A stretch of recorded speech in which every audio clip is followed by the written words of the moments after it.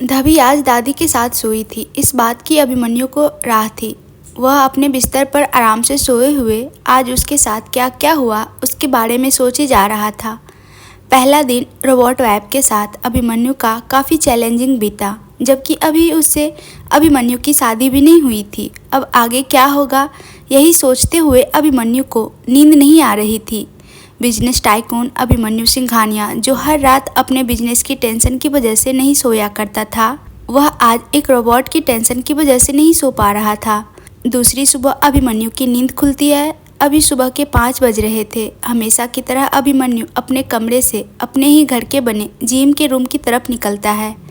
अभी अभिमन्यु अपने घर के बरामदे से उस साइड में बने जिम की रूम की ओर जा ही रहा था कि तभी उसकी नज़र उसके घर के बने उस मंदिर में जाती है जहां अभी कोई था। यह सोचते हुए कि शायद से अभी उसके घर में कोई चोर घुस गया हो, अभिमन्यु अपनी दबी पाँव से उस ओर बढ़ा देता है। अभी चूँकि सुबह के 5 बज रहे थे, इसलिए पूरा सिंघानिया हाउस में अंधेरा था। अभी सिर्फ उस मंदिर की लाइट जल रही थी। थोड़ी दूर पहुंचने के बाद अभिमन्यु वहां पर एक औरत को देखकर रुक जाता है। वह औरत अभी अपने टोकरी से फूल निकालकर मंदिर में बने श्री कृष्ण जी की मूर्ति को सजा रही थी। उस औरत को ये करते देख अभिमन्यु रुक जाता है। उस औरत के बाल खुले थे। ऊपर से अभी उस औरत ने ब्लू कलर की साड़ी पहन रखी थी। पीछे से दिखने में अभिमन्यु को औरत काफ़ी खूबसूरत लग रही थी। अभिमन्यु यह समझ नहीं पा रहा था कि वह लड़की आखिर है कौन। क्या उसकी दादी ने कोई नई मेड रख ली है? अभी अभिमन्यु इससे ज़्यादा कुछ सोच पाता कि तभी वह लड़की सुबह की आरती करने लगती है। उस लड़की की आवाज़ भी बहुत मीठी थी। उस लड़की को ऐसे आरती करता देख अभिमन्यु के पैर भी उसकी तरफ बढ़ने लगते हैं। वह जाके उसके पीछे खड़ा होकर हाथ जोड़ लेता है। अभिमन्यु खुद नहीं समझ पा रहा था कि उसके अंदर इतना बदलाव अचानक से कैसे आ गया, पर उस लड़की की आरती में इतना आनंद था कि अभिमन्यु खुद को रोक नहीं पाया। आंखें बंद किए और अपने हाथ जोड़े हुए अभिमन्यु भगवान के सामने उस वक्त भक्ति में लीन था कि तभी उसे उस औरत की मीठी सी आवाज़ सुनाई देती है। धवी, हबी आप उठ गए? गुड मॉर्निंग, यह लीजिए प्रसाद। हबी, यह शब्द सुनते ही अभिमन्यु समझ गया था कि वह कौन है। अभिमन्यु अपनी आंखें खोलता है तो अभी उसके सामने धवी थी। धवी के बाल भींगे थे। वही उसने आंखों में काजल लगाया था। उसने अपने होठ पर डार्क रेड लिपस्टिक लगाई थी। धवी ने अभी अपने सिर पर साड़ी का पल्लू लिया हुआ था। धवी काफ़ी खूबसूरत और अट्रैक्टिव लग रही थी। धवी को ऐसे देख अभिमन्यु की हार्ट बीट बढ़ने लगती है। धवी, अभी क्या आप श्री कृष्ण जी का प्रसाद नहीं लेंगे? धवी के बोलने पर अभिमन्यु चुपचाप से अपना हाथ आगे बढ़ा देता है और धवी के हाथ से वह प्रसाद ले बिना कुछ बोले खा जाता है। उस पल के लिए अभिमन्यु धवी में पूरी तरह से खो गया था। उसे समझ नहीं आया था कि उसने अभी क्या किया था, पर अचानक से प्रसाद का स्वाद मुंह के अंदर जाने से अभिमन्यु का ध्यान आता है कि वह अभी कहाँ है और क्या सोच रहा था।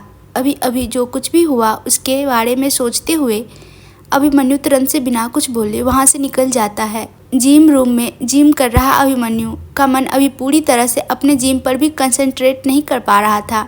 उसके सामने बार बार धवी का चेहरा और उसका अट्रैक्टिव फिगर अभिमन्यु की आंखों के सामने घूम रहा था। इन सब के बारे में सोचते हुए अचानक से अभिमन्यु फ्रस्ट्रेट होकर अपने हाथ में लिए कुछ बंडल को उठाकर दूर फेंकते हुए खुद में बोलता है, यह मुझे क्या हो रहा है? अभी मुझे उससे मिले 1 दिन हुए हैं और मैं यह भी जानता हूँ कि वह एक रोबोट है। फिर आज तक जो फीलिंग्स किसी लड़की के लिए नहीं आई वो उसके लिए कैसे? यह बोलते हुए अभिमन्यु वही रखे बोतल का पानी खुद के सिर पर ही डाल लेता है। धवी को खुद के आसपास देखने की वजह से अभिमन्यु डिस्टर्ब होने लगा था। इसलिए अभिमन्यु ने खुद में डिसाइड किया कि वह अब इस रोबोट से दूरी बनाकर रखेगा। वैसे भी इस रोबोट को इस घर में लाने की वजह अभिमन्यु की दादी थी, तो फिर वह बार बार उसके सामने क्यों आ जाता है? यही सब सोचते हुए अभिमन्यु ने खुद में यह वादा किया कि वह अब धवी के सामने नहीं आएगा। जिम में अभिमन्यु का मन नहीं लगता, इसलिए वह तुरंत से अपने कमरे में चला जाता है। ऑफिस के लिए तैयार होने के लिए कितने ही मिनटों तक शावर के नीचे खड़े रहने के बाद अभिमन्यु का दिमाग थोड़ा ठीक होता है। वह बाहर निकलता है और बिना कोई देरी किए तुरंत से अपना कोट पैंट पहनता है। पर अभी जैसे ही अभिमन्यु अपने टाई निकालकर उसे बांधने वाला था कि तभी गेट पर नॉक करते हुए धवी उसके पास आती है। धवी को ऐसे अपने पास आता देख अभिमन्यु उसे इग्नोर कर अपने टाई वापस से बांधने लग जाता है, पर अचानक से धवी उसका हाथ पकड़ लेती है। धवी को ऐसे अपने हाथ पकड़ते देख अभिमन्यु उससे अपनी हाथ छुड़ाने की कोशिश करता है, पर अभिमन्यु लड़का होकर भी उस रोबोट लड़की की शक्ति के आगे खुद को मजबूर पा रहा था। वह उससे ना तो अपना हाथ छुड़ा पा रहा था और ना ही टाई। अंत में फ्रस्ट्रेट होकर अभिमन्यु गुस्से में धवी से पूछता है, यह सब तुम क्या कर रही हो? मेरा हाथ छोड़ो। अभिमन्यु के ऐसे गुस्से भरी आवाज़ सुनने के बाद भी धवी के चेहरे पर मुस्कान नहीं जाती है। वह मुस्कुराते हुए बोलती है, मिस्टर हबी, यह एक वाइफ का ड्यूटी है जो मैं निभा रही हूँ और आप मुझे इसे निभाने से रोक नहीं सकते। देखो, तुम मुझसे दूर रहा करो। इस घर में तुम्हें लाने की वजह सिर्फ मेरी दादी है, इसलिए चुपचाप से उनकी सेवा में लगी रहो। अभिमन्यु की यह बात सुनते ही कल की तरह आज फिर से धवी टेबल पर से पानी उठा अपनी आंखों पर छींटे मार रोने लगती है। धवी को ऐसे रोते देख अभिमन्यु काफ़ी फ्रस्ट्रेट फील कर रहा था। अभिमन्यु को तुरंत से कल वाली घटना याद आती है। कल धवी की वजह से उसकी दादी ने उसे काफ़ी डांटा था। यह सोचते ही तुरंत से अभिमन्यु नीचे बैठी धवी के हाथ पकड़ उसे उठाने की कोशिश करने लगता है, पर धवी इतना भारी थी कि वह उससे हिल भी नहीं पा रही थी। यह देख अभिमन्यु को काफ़ी गुस्सा आता है, पर अभिमन्यु यह भी जानता कि अगर यह लड़की ऐसे रोती रही तो उसकी दादी ऊपर आ जाएंगी और फिर उसे डांट लगेगा। इसलिए तुरंत से अभिमन्यु नीचे फर्श पर धवी के बगल में बैठ उसके हाथों में अपना टाई देते हुए बोलता है, ठीक है, तुम मेरी टाई बांधो, मुझे ऑफिस के लिए बहुत लेट हो रहा है। पर अभिमन्यु के इतना बोलने पर भी धवी चुप नहीं होती, उल्टा वो और ज़्यादा रोने लगती है। यह देख अभिमन्यु अपने सिर पर हाथ रख लेता है। आज तक जो अभिमन्यु वह सबको परेशान करता अपने प्रोजेक्ट और ओवरवर्क बढ़ाकर, जिसके नाम से उसके ऑफिस के लोग डर जाया करते थे, वह आज इस रोबोट की वजह से परेशान हो गया था। अब जब भी यह रोबोट उसके सामने आती, उसके अंदर ऐसा हो जाता कि ज़रूर वह फिर कोई ना कोई ड्रामा क्रिएट करेगी और अभिमन्यु उसमें फंसेगा। अभिमन्यु को ऐसा कुछ ना बोलता देख रोती हुई धवी बोलती है, अभी आप सच में बहुत गंदे हो। आपने मुझे अब तक सॉरी नहीं कहा, जबकि आपने मुझसे कितने गंदे तरीके से बात किया था। क्या सॉरी? और मैंने गंदे तरीके से बात किया? हाँ, अभी किया। इतना बोलने के बाद धवी वापस से रोने लगती है। धवी को ऐसी बातें सुन अभिमन्यु काफ़ी चौंक गया था। ऐसा लग रहा था जैसे वह रोबोट सच में उसको अब तंग करने का नया नया बहाना ढूंढ रही थी। धवी रो रही थी, वही अभिमन्यु उसको ऐसे रोते हुए देख अभी कुछ सोचे जा रहा था कि तभी अभिमन्यु को उसकी दादी की आवाज़ आती है, क्या हुआ अभिमन्यु? धवी को क्या हुआ? वह क्यों रो रही है? अभी शायद से अभिमन्यु की दादी नीचे सीढ़ियों से ऊपर चढ़ रही थी। शायद से उन्होंने धवी की रोने की आवाज़ सुन ली थी। अपने दादी को ऐसे अपने कमरे की ओर आते देख तुरंत से अभिमन्यु धवी से बोलता है, अच्छा ठीक है, सॉरी, अब जल्दी से उठो, दादी तुम्हारी वजह से परेशान होकर यहाँ तक आ गई। धवी, नहीं मिस्टर हबी, आपको मुझसे प्रॉमिस करना होगा, आप मेरे साथ ऐसा फिर कभी नहीं करोगे क्या? अब यह रोबोट उसके सामने शर्त भी रखने लगी। यह सोच अभिमन्यु का चेहरा काला पड़ जाता है। दादी के पैरों की आहट अब अभिमन्यु को और करीब से सुनाई देने लगी थी। अभी दादी अभिमन्यु के रूम के गेट पर थी। वही गेट पर खड़ी दादी अंदर का नज़ारा देख भावुक हो गई। उसके चेहरे पर मुस्कान था, पर आंखों में आंसू। अभी अभिमन्यु के कमरे में अभिमन्यु खड़ा था, वही धवी उसकी टाई बांध रही थी। यह देख दादी काफ़ी खुश हो जाती है। उन दोनों को बधाई देते हुए बोलती है, हे कृष्ण भगवान, मेरे बच्चों की जोड़ी ऐसे ही बनाए रखना। आखिरकार मेरा सोचा सब सही हो रहा है, अभिमन्यु बदल रहा है। इन दोनों को ऐसे एक दूसरे के इतने करीब देख दादी उन्हें डिस्टर्ब ना करते हुए वहाँ से चली जाती है। थैंक गॉड, बच गया। दादी को ऐसे जाते देख अभिमन्यु खुद में बड़बड़ाता है। दरअसल दादी के आने के पहले ही अभिमन्यु ने धवी से सॉरी और वादा दोनों कर लिया था, जिसके बाद ही धवी अभी मुस्कुराते हुए अभिमन्यु का टाई बांध रही थी। दादी के चले जाने के बाद अभिमन्यु अपने सामने खड़ी धवी को देखता है, जिसके चेहरे पर अभी एक बहुत सी प्यारी मुस्कान थी और वह अभी अभिमन्यु की टाई को बिल्कुल ही प्रोफेशनल तरीके से बांध रही थी। धवी को ऐसे अपने सामने देख एक बार फिर अभिमन्यु की हार्ट बीट तेज होने लगती है। मिस्टर हबी, आपका टाई मैंने बांध दिया, अब आप जा सकते हो। Okay, thank you. धवी की बातें सुन अभिमन्यु का ध्यान टूटता है। वह तुरंत से धवी से इतना बोलकर उस कमरे से तेजी से निकल जाता है। एक बार फिर अभिमन्यु अपने ऊपर से कंट्रोल खो रहा था। धवी से बचने के लिए अभिमन्यु आज सुबह अपने घर से बिना नाश्ता किए ही चला आया था, क्योंकि वह बार बार धवी का सामना नहीं करना चाहता था। ऑफिस पहुंचने के बाद अभिमन्यु आज ऑफिस में भी नाश्ता करते हुए अपने मीटिंग्स को अटेंड करने में लग जाता है। वह अपने कल के बचे काम को भी पूरा कर रहा था, जो कल ऑफिस ना आने की वजह से उसने नहीं किया था। इस बीच अभिमन्यु का नाश्ता करने को ध्यान ही नहीं रहता। दोपहर के वक्त अभिमन्यु अपने मीटिंग हॉल से बाहर निकलता है तो ऑफिस के सारे वर्कर अभी उसके कैबिन की ओर इशारा करते हुए एक दूसरे से खड़े होकर बातें कर रहे थे। उन लोगों को ऐसे करते देख अभिमन्यु कुछ ना समझते हुए आगे बढ़ता है। जिसकी भी नज़र अभिमन्यु पर पड़ती थी वह घबराते हुए जल्दी से जाकर अपनी सीट पर बैठ जाते थे। अभिमन्यु के ऑफिस का माहौल ऐसे पहली बार हुआ था। उसे समझ नहीं आ रहा था कि आखिर उसके कैबिन की तरफ दिखाते हुए वह क्या बातें कर रहे हैं कि तभी उसे साइड से एक एम्प्लॉय की बातें सुनाई देती है। कितनी हॉट बंदी है, लगता है बॉस की गर्लफ्रेंड है। उस आदमी की बातें को काटते हुए दूसरा एम्प्लॉय बोलता है, अरे पागल है क्या, बॉस की गर्लफ्रेंड नहीं, उसको लड़कियों में इंटरेस्ट नहीं, ज़रूर वह उनकी बहन या फ्रेंड होंगी। दूसरी आदमी की बातें काटते हुए पहला आदमी वापस से बोलता है, तो फिर अगर बॉस को लड़कियों में इंटरेस्ट नहीं तो उनकी दोस्त कैसे हो सकती है। वैसे भी तुझे पता नहीं, रमन सर का एक ही बच्चा है जो हमारे बॉस है। उन लोगों की ऐसी बातें सुन अभिमन्यु वहीं रुक गया था। अभी उसे ऐसा लग रहा था जैसे अभी अभिमन्यु के कैबिन में कोई लड़की है, इसलिए ऑफिस का माहौल इतना गर्म है। बात कर रहे उन एम्प्लॉय की नज़र जैसे ही अभिमन्यु पर पड़ती है तुरंत से वह सॉरी बोलकर अपने अपने सीट पर जाकर बैठ जाते हैं। उन लोगों को गुस्से में देखने के बाद अभिमन्यु वहाँ से सीधे अपने कमरे में चला जाता है। अभी उसको भी नहीं पता था कि अभी उसके कैबिन में कौन सी लड़की आई हुई है। अभिमन्यु को अपने कैबिन में किसी भी प्रकार के औरतों को देखना पसंद नहीं था, इसलिए ऑफिस के सारे एम्प्लॉय को इस बारे में सख्त हिदायत दी गई थी कि उसके कैबिन में कोई फीमेल ना जाए। इन एम्प्लॉय के मुंह से यह सुनकर कि अभी उसके कैबिन में कोई लड़की बैठी है वह काफ़ी गुस्सा हो गया था। पर जैसे ही अभिमन्यु अपने कैबिन का गेट खोलता है अंदर का नज़ारा देखकर वह दंग रह जाता है।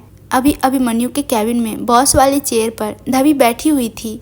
अभी धवी ने साड़ी नहीं जींस के ऊपर एक ब्लैक कलर का टॉप पहन रखी थी। वो भी बिल्कुल अभी ऑफिस में काम करने वाली लड़कियों की तरह लग रही थी। अभिमन्यु को धवी का यह न्यू लुक काफ़ी अट्रैक्टिव लग रहा था। घर में उसकी दादी के सामने साड़ी और अभी बाहर जीन्स टॉप, धवी दोनों तरह के कपड़े पहन सकती थी और वह दोनों में ही खूबसूरत लग रही थी। अभिमन्यु धवी के इस नए गेटअप को देखकर काफ़ी इम्प्रेस हुआ था। पता नहीं कैसे पर अभी धवी को ऐसे देख अभिमन्यु के चेहरे पर एक छोटी सी मुस्कान आ जाती है, जो तुरंत ही चला भी जाता है यह देखने के बाद कि धवी उसके लैपटॉप पर कुछ कर रही थी। धवी को ऐसे अपने लैपटॉप के साथ छेड़खानी करते देख तुरंत से अभिमन्यु दौड़ते हुए जाकर अपने लैपटॉप को उठा लेता है। अभिमन्यु, यह तुम क्या कर रही थी, तुम्हें दिमाग नहीं, ऐसे किसी लैपटॉप को हाथ नहीं लगाते। अभिमन्यु अभी धवी की यह हरकत देख काफ़ी नाराज था। उसे बिल्कुल भी पसंद नहीं था कि कोई उसके सामान को हाथ लगाए, और यहाँ तो धवी ने उसके पर्सनल लैपटॉप को हाथ लगाया था। अभिमन्यु की ऐसी डांट सुनने के बाद धवी उसे समझाते हुए बोलती है, अभी आप इतना गुस्सा क्यों कर रहे हैं, मैं तो बस आपकी मदद कर रही थी। वह डाटा इनकम्प्लीट था, मैंने तो बस कंप्लीट किया, इसमें आपको गुस्सा करने की कोई ज़रूरत नहीं। डाटा कंप्लीट किया। धवी की बात सुन अभिमन्यु का गुस्सा और बढ़ जाता है। वह तुरंत से अपने लैपटॉप के उस फोल्डर को देखता है तो आज अभिमन्यु को एक दिन के लिए कोटेशन भेजना था, जिसे वह आधा ही फिल किया हुआ था कि तभी उसे ऑफिस के मीटिंग्स के लिए जाना पड़ा था। पर वह कोटेशन अभी वहां से फिल करके भेज दिया गया था। लैपटॉप में यह चेक करने के बाद अभिमन्यु के गुस्से का कोई ठिकाना नहीं रह जाता। वह अपनी टेबल पर वापस रख गुस्से में धवी को बाजुओं से पकड़ते हुए बोलता है, तुम्हारी हिम्मत कैसे हुई मेरे सामान को हाथ लगाने की? तुम्हें पता भी है वह डील कितना इम्पोर्टेंट था मेरे लिए, तुम्हारी वजह से मेरा 50 करोड़ का नुकसान हो गया। अभिमन्यु यह बोलते हुए गुस्से में अपनी दांतें पीस रहा था। वही उसका चेहरा लाल हो गया था। धवी के हाथ पर अभिमन्यु की पकड़ बढ़ती जा रही थी, पर चूंकि धवी एक रोबोट प्लस लड़की थी इसलिए उसे इतना पेन नहीं हो रहा था।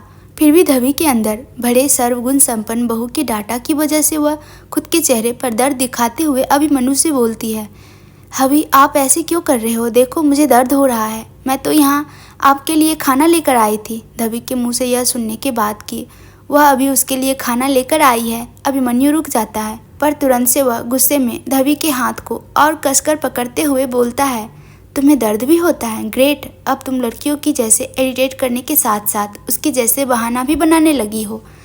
इतना बोलते हुए अभिमन्यु के चेहरे पर एक सातिर मुस्कान आ जाता है। वह तुरंत से धवी के कमर के पास अपना हाथ ले जाकर उस ऑफ वाले स्विच को दबा देता है। अभिमन्यु का इतना करते ही कि तुरंत धवी एक पत्थर के समान वहां लेट जाती है। अभी धवी अभिमन्यु के चेयर पर लेटी हुई थी। यह देख अभिमन्यु उसे उठाने की कोशिश करता है, पर वह उसे उठा नहीं पा रहा था। एक बार फिर धवी की ताकत के सामने अभिमन्यु हार गया था। धवी उसके चेयर से नहीं उठ रही थी। अभिमन्यु भी समझ गया था कि कोशिश करने का कोई फायदा नहीं, इसलिए वह चुपचाप से वही एक दूसरी चेयर लगाकर उस पर बैठ जाता है। अभिमन्यु अपने काम में लगा हुआ था, वहीं धवी उसके बगल वाली चेयर पर बैठी हुई थी। अभी धवी को देखकर कोई भी समझता कि वह अभी सो रही है। अभी अभिमन्यु अपने काम में लगा था कि तभी कैबिन की डोर पर नॉक होता है। अभिमन्यु आने को बोलता है तो सामने से उसके ऑफिस के अकाउंट मैनेजर अंदर आता है। अभिमन्यु के बगल में धवी को ऐसे देख अकाउंट मैनेजर तुरंत से वहां जाते हुए बोलता है, सॉरी सर, मुझे लगा अभी आप फ्री होंगे, पर कोई बात नहीं, मैं बाद में आता हूँ। रुको, मैं फ्री हूँ, बोलो क्या काम था? अभिमन्यु की ऐसी बातें सुन अकाउंट मैनेजर वापस से उसके सामने आकर खड़ा हो जाता है। अभी अकाउंट मैनेजर की नज़र वही बॉस के चेयर पर बैठी धवी पर जाती है। धवी दिखने में काफ़ी खूबसूरत है, इसलिए वह किसी को भी अपनी तरफ आराम से आकर्षित कर लेती थी। अभी अभिमन्यु का अकाउंट मैनेजर उसके अभी अकाउंट के बारे में कुछ जानकारियां देने आया था, पर वह भले ही बात अभिमन्यु से कर रहा था, पर उसकी नज़र धवी के चेहरे और उसके शरीर पर थी। इस बात पर अभिमन्यु ने पहले कोई ध्यान नहीं दिया था, पर जैसे ही अभिमन्यु की नज़र अकाउंट मैनेजर की नज़रों पर जाती है, उसे काफ़ी गुस्सा आता है। वह तुरंत से अकाउंट मैनेजर के हाथ में उसके लाए उस फाइल को वापस देते हुए बोलता है, आज के लिए इतना काफ़ी है, बाकी सब तुम मुझे बाद में दिखाना, अब तुम जा सकते हो। अभिमन्यु का इतना बोलना था कि तुरंत से अकाउंट मैनेजर वहां से बाहर निकल जाता है, क्योंकि कहीं न कहीं उसे भी इस बात का शंका हो गई थी कि शायद से अभिमन्यु ने उसे पकड़ लिया है। अकाउंट मैनेजर के कैबिन के बाहर जाने के बाद यह बात लोगों से बोलता है। वह 2 लोग और 4 लोग, 4 से 8 ऐसे करते करते कुछ ही मिनटों में यह बात पूरे ऑफिस में फैल जाती है कि आज उसके खड़ूस बॉस, जो जल्दी किसी लड़की से बात तक नहीं किया करते थे, वह आज अपने कैबिन में एक लड़की को अपने चेयर पर सुलाए हुए हैं। इस बात को जानने के बाद सभी चौंके हुए थे।